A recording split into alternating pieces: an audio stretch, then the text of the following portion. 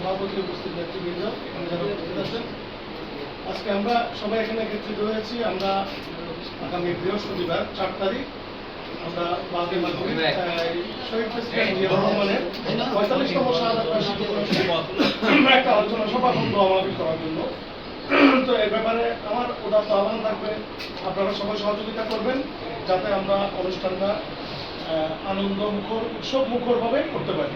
যেহেতু আমরা অতীতে গত 17টি বছর কোনো প্রোগ্রাম ভালো মতো করতে পারি নাই, সেই হিসাবে আমরা যেহেতু এখন আমরা দল ক্ষমতায় আছে, সেই হিসাবে আমরা যেন অনুষ্ঠানটা সুন্দর করে জাঁকজমকভাবে করতে পারি।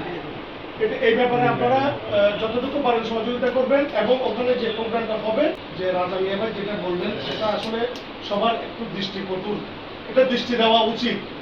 আপনি সমাজ কমিটির একটা ঘটনা বা ক্যারাম বোর্ড বা জুয়া বন্ধ করছে, সেটার রেশ গিয়ে করছে বিএনপি অফিসে। এটা কিন্তু আজকে আমাদেরকে, আমরা প্রথমে এটাকে নিন্দা জানাই। এটা 17 নম্বর ওয়ার্ড বিএনপির পক্ষ থেকে আমরা তীব্র নিন্দা জানাচ্ছি।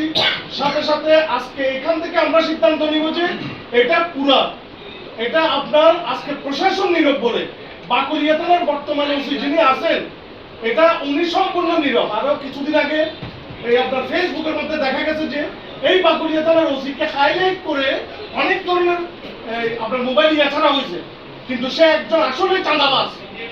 সে যদি চাঁদাবাজ না হয়, আপনি এতগুলো কথা বলার পরেও আজকে এখানে কি প্রতিকার হয়েছে?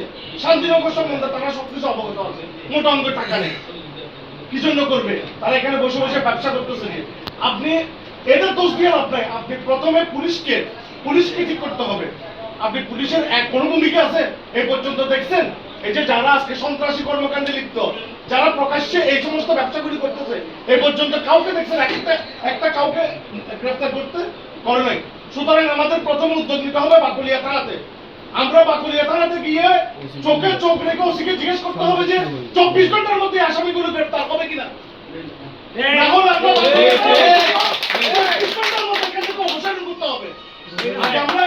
আমরা এইভাবে আমরা আগাতে পারবো। যে নাইলে ভাই এই অতীতেও মাইকেছেন, ভবিষ্যতে ঠিক আছে। এখন থেকে এটা আপনি সামাজিকভাবে প্রতিরোধ করবেন, সেটাও ঠিক আছে। কিন্তু আমরা তো আপনি সন্ত্রাসী না, আমরা কি মুন্ডা? পুলিশ আছে কি জন্য? কিন্তু পুলিশ তার দায়িত্বটা ঠিক মতো পালন করতেছে না।